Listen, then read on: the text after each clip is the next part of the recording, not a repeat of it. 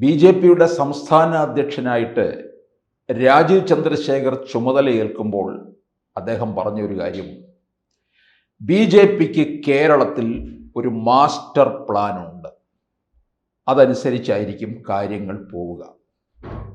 പലരും രാജീവ് ചന്ദ്രശേഖർ വന്നപ്പോൾ പലതരത്തിൽ അതൃപ്തിയൊക്കെ രേഖപ്പെടുത്തി നോക്കി. പക്ഷെ അതൊന്നും എങ്ങുമെത്താതെ പോവുകയും ചെയ്തു. അപ്പോൾ എന്തായാലും ആ മാസ്റ്റർ പ്ലാനിൻ്റെ ഒരു ഫലം കണ്ടു തുടങ്ങിയിരിക്കുന്നു എന്നുള്ളതാണ് തിരുവനന്തപുരത്തെ കോർപ്പറേഷനിൽ ബി.ജെ.പി. നേടിയ വിജയം. തിരുവനന്തപുരത്തെ കോർപ്പറേഷനിൽ ബി.ജെ.പി. നേടിയ വിജയമെന്ന് പറയുമ്പോൾ ഇതെന്തിലേക്കുള്ള ചുവടുവയ്പ് എന്നുകൂടി നോക്കണം. അതിനു തൊട്ടു മുമ്പ് 2024 നടന്ന ലോക്സഭാ തെരഞ്ഞെടുപ്പിൻ്റെ കണക്ക് കൂടി എടുക്കണം. ലോക്സഭാ തെരഞ്ഞെടുപ്പിൻ്റെ കണക്കിൽ അവർക്ക് 11 ഇടങ്ങളിൽ 1-ാം സ്ഥാനവും 9 ഇടങ്ങളിൽ 2-ാം സ്ഥാനവുമാണ്. ഈ 2-ാം സ്ഥാനവും 1-ാം സ്ഥാനക്കാരുമായിട്ട് വലിയ അന്തരവും ഇല്ലെന്നുള്ളത് ഓർക്കണം. അങ്ങനെ ഒരു 20 സീറ്റ് ആഞ്ഞ് ഒത്തുപിടിച്ചു കഴിഞ്ഞാൽ ലഭിക്കും എന്നുള്ള കണക്ക് കൂട്ടലും ബി.ജെ.പിക്ക് ഉണ്ടായിരുന്നു. ബി.ജെ.പിക്ക് ഉണ്ട്, ഇപ്പോഴും അതുണ്ട്. അത് യാഥാർത്ഥ്യമാകാൻ പോകുന്ന തരത്തിലേക്ക് കാര്യങ്ങൾ മാറുകയാണ്.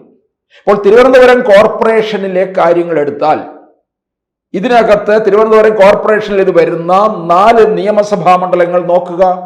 നേമം, വട്ടിയൂർക്കാവ്, കഴക്കൂട്ടം, തിരുവനന്തപുരം സെൻട്രൽ.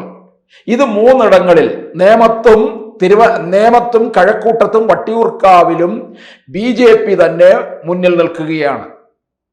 തിരുവനന്തപുരം സെൻട്രലിൽ LDF-ഉം ബി.ജെ.പിയും ഒപ്പത്തിനൊപ്പമാണ് നിൽക്കുന്നത്. ഒന്നുകൂടി മനസ്സിരുത്തി കഴിഞ്ഞാൽ തിരുവനന്തപുരം സെൻട്രലും നേടിയെടുക്കാൻ കഴിയുന്നതാണ്. എങ്ങനെ വന്നാലും തിരുവനന്തപുരത്ത് കോർപ്പറേഷന് കീഴിൽ വരുന്ന 4 നിയമസഭാ മണ്ഡലങ്ങൾ ബി.ജെ.പിക്ക് നേടിയെടുക്കാൻ കഴിയും. നേമത്ത് 2016 കൈവശം വന്നതാണ്, 2021 കൈമോശം സംഭവിക്കുകയും ചെയ്തു. അത് പാർട്ടിയുടെ തന്നെ വീഴ്ച എന്ന് വേണമെങ്കിൽ പറയാം. എന്തായാലും രാജീവ് ചന്ദ്രശേഖർ ഒരു പ്രഖ്യാപനം നേരത്തെ തന്നെ നടത്തിയിട്ടുണ്ട്. അനൗദ്യോഗികമാണെങ്കിലും അതിനകത്ത് ഔദ്യോഗിക ഭാഷ്യം കൂടി ഉണ്ട്. തൃശ്ശൂരിൽ വെച്ച് വാർത്താ മാധ്യമങ്ങളോട് സംസാരിക്കുമ്പോൾ അദ്ദേഹം പറയുകയുണ്ടായി നേമത്ത് താൻ മത്സരിക്കും എന്നുള്ളത്. നേരത്തെ തന്നെ അങ്ങനെ ഒരു പിന്നാമ്പുറ വർത്തമാനം ഉണ്ടായിരുന്നു. രാജീവ് ചന്ദ്രശേഖർ അത് വെളിപ്പെടുത്തിയതോടുകൂടി പ്രബലമാവുകയും ചെയ്തു. ഇപ്പൊ സുരേഷ് ഗോപി തൃശ്ശൂരില് നേരത്തെ തന്നെ പറഞ്ഞതല്ലേ, ഞാൻ തൃശ്ശൂർ എടുത്തു, തൃശ്ശൂർ എന്നെ അങ്ങ് എടുത്തു, അത് കഴിഞ്ഞപ്പോൾ പ്രധാനമന്ത്രി എത്തുന്നു, അമിത്ഷാ എത്തുന്നു, അവരെല്ലാം തന്നെ പറയുകയും ചെയ്തു. സംസ്ഥാന ഘടകത്തിന്റെ പ്രഖ്യാപനത്തിനൊന്നും വേണ്ടി നിന്നില്ല എന്നുള്ളതാണ്. അതുപോലെ തന്നെ ഇവിടെ രാജീവ് ചന്ദ്രശേഖറും ഇവിടെ നേരത്തെ പ്രഖ്യാപനം നടത്തിയിരിക്കുകയാണ്. ഈ നിയമസഭാ മണ്ഡലത്തിൽ വരുന്ന 22 വാർഡുകളിൽ ഏതാണ്ട് ഒരു 17 എണ്ണത്തിലും 17 വാർഡുകളിലും ബി.ജെ.പി. തന്നെയാണ് മുന്നേറ്റം. ബി.ജെ.പിക്ക് അവിടെ ധാരാളം RSSന് ധാരാളം ശാഖകളുള്ള ഒരിടം കൂടിയാണ്. എന്തായാലും 26 നേമം മണ്ഡലം അങ്ങോട്ടേക്ക് കടന്നു വരുമെന്നുള്ളത് ഉറപ്പാണ്. CPM-ൽ നിന്ന് ഇനി അവിടെ മത്സരിക്കാൻ ചിലർ ധൈര്യപ്പെടുമോ എന്ന് തന്നെ സംശയിക്കേണ്ടിയിരിക്കുന്നു. നേരത്തെ പലരും പല പേരുകളും ഒക്കെ പറഞ്ഞതാണ്. ആര്യ രാജേന്ദ്രനെ നിർത്തും, ആര്യ രാജേന്ദ്രനെ നിർത്തട്ടെ, നല്ലത് തന്നെയാണ്. ഇപ്പൊ ആര്യ രാജേന്ദ്രനെ തിരുവനന്തപുരത്ത് കാണാനില്ല. ഇവിടെ നിന്ന് കെട്ടുകെട്ടിച്ചു ബാലുശ്ശേരിയിൽ പോയി. ഇനി എന്തായാലും ബാലുശ്ശേരിയിൽ സച്ചിൻ ദേവിന്റെ കാര്യവും കഷ്ടത്തിലാകുമെന്നുള്ളത് ഉറപ്പാണ്. ആര്യ രാജേന്ദ്രൻ നേമത്ത് നിന്നാൽ രാവിലെ 8 മണിക്ക് തന്നെ തോൽവി ഉറപ്പാക്കുകയും ചെയ്യാം. ഇനിയിപ്പോൾ അടുത്ത മണ്ഡലത്തിലേക്ക് വന്നു കഴിഞ്ഞാൽ കഴക്കൂട്ടം നിയമസഭാ മണ്ഡലത്തിലെ മിക്ക വാർഡുകളും ബി.ജെ.പിക്ക് അനുകൂലമായി മാറുകയാണ്. കഴക്കൂട്ടമാണ് ബി.ജെ.പിയെ ഒന്നുകൂടി തിരുവനന്തപുരം കോർപ്പറേഷനിൽ പിടിച്ചു നിർത്തിയിരിക്കുന്നത്. ബി.ജെ.പിക്കാർ പോലും കണക്ക് കൂട്ടിയതിനപ്പുറത്തേക്ക് കാര്യങ്ങൾ പോയി. 45 സീറ്റ് വരെയാണ് ബി.ജെ.പിയുടെ കണക്ക് കൂട്ടലിൽ ഉണ്ടായിരുന്നത്.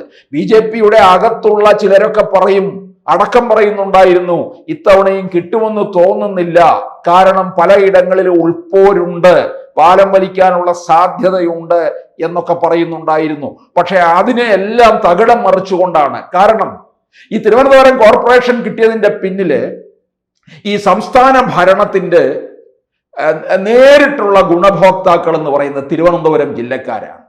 ഈ വടക്കോട്ടുള്ളവരൊന്നും തന്നെ ഇവിടെ ഈ സംസ്ഥാനത്ത് നടക്കുന്ന ഭരണത്തിൻ്റെ അഴിമതിയുടെ തീവ്രത പലപ്പോഴും അവർക്ക് നേരിട്ട് അറിയാൻ കഴിയാതെ പോകുന്നുണ്ട്. തിരുവനന്തപുരത്തുകാർക്കാണ് അത് അറിയാൻ കഴിയുന്നത്.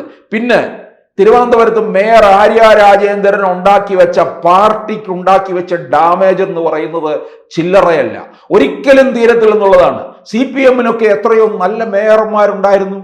എനിക്കിപ്പോഴും ഓർമ്മയുണ്ട്, മേയർ K. ജയൻ ബാബു തിരുവനന്തപുരത്തിന് അല്പസ്വല്പമൊക്കെ ഒരു ഭംഗി വരുത്താനായിട്ട് അദ്ദേഹം ശ്രമിച്ചിട്ടുണ്ടെന്നുള്ളതാണ്. അതിൻ്റെയൊക്കെ ചില അടയാളങ്ങൾ ഇപ്പോഴും തിരുവനന്തപുരത്ത് കാണാനുണ്ട്. ഇപ്പോഴും അദ്ദേഹം സൗമ്യനായിട്ട് തിരുവനന്തപുരത്തിൻ്റെ വീഥികളിലൂടെ ഇങ്ങനെ പോകുന്നത് കാണാം.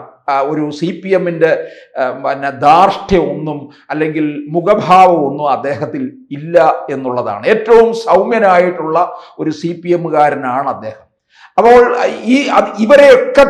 ഇവർക്കൊക്കെ തന്നെ കളങ്കം ചാർത്തുന്ന ഒരു മേയറാണ് ഇവിടെ നമ്മൾ തിരുവനന്തപുരത്ത് കണ്ടതെന്നുള്ളതാണ്. അതൊക്കെ BJPക്ക് എന്തായാലും അനുകൂല ഘടകമായി മാറി. അപ്പോൾ കഴക്കൂട്ടം മണ്ഡലത്തിലേക്ക് വന്നു കഴിഞ്ഞാൽ അവിടെ BJP നേരത്തെ തന്നെ ഉന്നം വെച്ചിരുന്നതാണ്. അവിടെ ഇപ്പോൾ സിറ്റിംഗ് സീറ്റ് എന്ന് പറയുന്നത് തിരുവനന്തപുരത്തെ തന്നെ ജില്ലയിലെ 14 നിയമസഭാ മണ്ഡലങ്ങളിൽ 13 ഇപ്പോൾ നിലവിൽ 2021 കിട്ടിയതനുസരിച്ച് CPM-ന്റെ കൈവശമാണ്. ഒരിടം മാത്രമാണ്, കോവളം മണ്ഡലം മാത്രമാണ് വിൻസെന്റിന്റെ കോൺഗ്രസിന്റെ കൈവശം ഇരിക്കുന്നത്. ബാക്കി 13 ഇടങ്ങളിലും. അപ്പൊ ഇവിടെ കഴക്കൂട്ടത്ത് കടകംപള്ളി സുരേന്ദ്രനാണ്. കടകംപള്ളി സുരേന്ദ്രനെതിരെ പാർട്ടിയിൽ തന്നെ പലതരത്തിലുള്ള എതിർപ്പ് നിൽക്കുന്നുണ്ട്. പ്രത്യേകിച്ച് പത്മകുമാറിൽ നിന്ന് പോലും അടുത്ത ശബരിമല സ്വർണ്ണക്കൊള്ളയിലേക്കുള്ള വഴി പോകുന്നത് കടകംപള്ളിയിലേക്കാണ് എന്നും ഒരു അടക്കം പറച്ചിലുണ്ട്. അത് അധികം വൈകാതെ തന്നെ ഉണ്ടാവുകയും ചെയ്യും. അപ്പൊ ഇതൊക്കെ പാർട്ടിക്ക് അവിടെ വലിയ ക്ഷീണം ഉണ്ടാക്കിയിട്ടുണ്ടെന്നുള്ള ഉറപ്പാണ്. കഴക്കൂട്ടത്ത് B. മുരളീധരൻ ആയിരിക്കും മത്സരിക്കുക. കഴക്കൂട്ടത്ത് ശോഭാ സുരേന്ദ്രനും മത്സരിച്ചിട്ടുണ്ട്. ശോഭാ സുരേന്ദ്രൻ നമുക്കറിയാം മത്സരിക്കുന്ന സമയത്തൊക്കെ തന്നെ ആ മണ്ഡലം ഇളക്കി മറിക്കുകയാണ് ചെയ്തിട്ടുള്ളത് എവിടെയും. അപ്പോൾ ശോഭാ സുരേന്ദ്രന് ഉള്ള സാധ്യത നമുക്ക് തള്ളിക്കളയാൻ പറ്റില്ല. പക്ഷേ ഒരു മുൻഗണന കൊടുക്കുന്നത് V. മുരളീധരൻ തന്നെയാണ്. അതുപോലെ അടുത്ത പ്രധാനപ്പെട്ട മണ്ഡലം എന്ന് പറയുന്നത് മുന്നേ പറഞ്ഞു വെച്ചിട്ടുള്ളതാണ്, നിയമത്തിനേക്കാൾ മുമ്പേ പറഞ്ഞിട്ടുള്ളതായിരുന്നു വട്ടിയൂർക്കാവ്. വട്ടിയൂർക്കാവിൽ നമുക്കറിയാം 2014 BJP അവിടെ 2ാം സ്ഥാനത്ത് വന്നതാണ്. അന്ന് K. മുരളീധരൻ വിജയിച്ചു. അത് ഇപ്പോൾ അന്ന് TN സീമയായിരുന്നു CPM-ന്റെ സ്ഥാനാർത്ഥി, 3ാം സ്ഥാനത്തേക്ക് പോയി. അപ്പോൾ വട്ടിയൂർക്കാവ് എന്ന് പറയുന്നത് തിരുവനന്തപുരത്തെ ഒരു എലൈറ്റ് ക്ലാസ് ആണ്. നല്ല നായന്മാരടങ്ങിയിട്ടുള്ള ഒരു മണ്ഡലം കൂടിയാണ് വട്ടിയൂർക്കാവ്. അപ്പോൾ വളരെ പ്രധാനപ്പെട്ട ഈ മണ്ഡലത്തിലെ വളരെ നേരത്തെ തന്നെ പ്രവർത്തനം തുടങ്ങിയിരിക്കുകയാണ് നടൻ കൃഷ്ണകുമാർ. ഇപ്പൊ സുരേഷ് ഗോപിക്ക് തൃശ്ശൂര് ഏത് തരത്തിലാണ് സുരേഷ് ഗോപി കൈകാര്യം ചെയ്തത്, അതേപോലെയാണ് വട്ടിയൂർക്കാവില് കൃഷ്ണകുമാർ കൈകാര്യം ചെയ്യുന്നത്. അവിടെ അദ്ദേഹം എല്ലായിടങ്ങളിലും റെസിഡൻസ് അസോസിയേഷന്റെ മീറ്റിംഗ് വിളിക്കുന്നു, അവിടെ അവരുടെ ചടങ്ങുകളിലും എത്തുന്നു.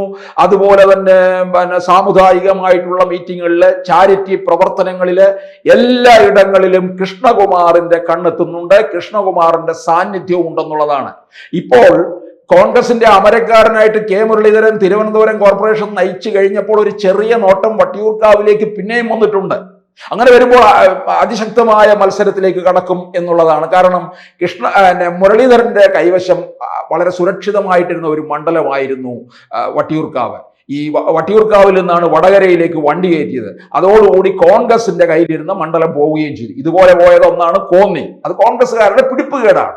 അപ്പോൾ എന്തായാലും ഇക്കുറി 1 നേമം, 2 കഴക്കൂട്ടം, 3 വട്ടിയൂർക്കാവ്, ഈ 3 നിയമസഭാ മണ്ഡലങ്ങൾ ഉറപ്പാണ്. ഇവിടുത്തെ സ്ഥാനാർത്ഥികൾ ഈ തരത്തിലായിരിക്കും. ഇനി അടുത്തത് വരാൻ പോകുന്ന തിരുവനന്തപുരം സെൻട്രലിലാണ്. അവിടെ LDF-ഉം BJP-യും ഒപ്പത്തിനൊപ്പം നിൽക്കുകയാണ്. ആഞ്ഞു പ്രവർത്തിച്ചു കഴിഞ്ഞാൽ BJPക്ക് അത് നേടിയെടുക്കാൻ കഴിയും.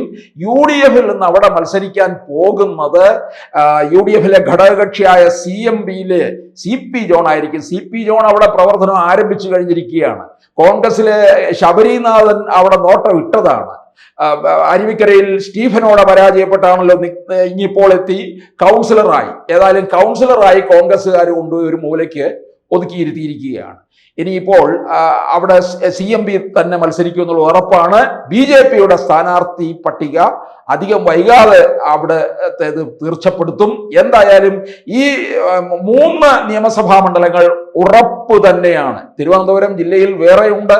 അതിന് ഞാൻ അതിന്റെ വിശദ വിവരങ്ങൾ അടുത്ത വീഡിയോയിൽ പങ്കുവയ്ക്കാം. കൂടുതൽ വാർത്തകളും വിശേഷങ്ങളും നിങ്ങളിലേക്ക് എത്താൻ ABC മലയാളം സബ്സ്ക്രൈബ് ചെയ്യുക, ബെൽ ബട്ടണും അമർത്തുക.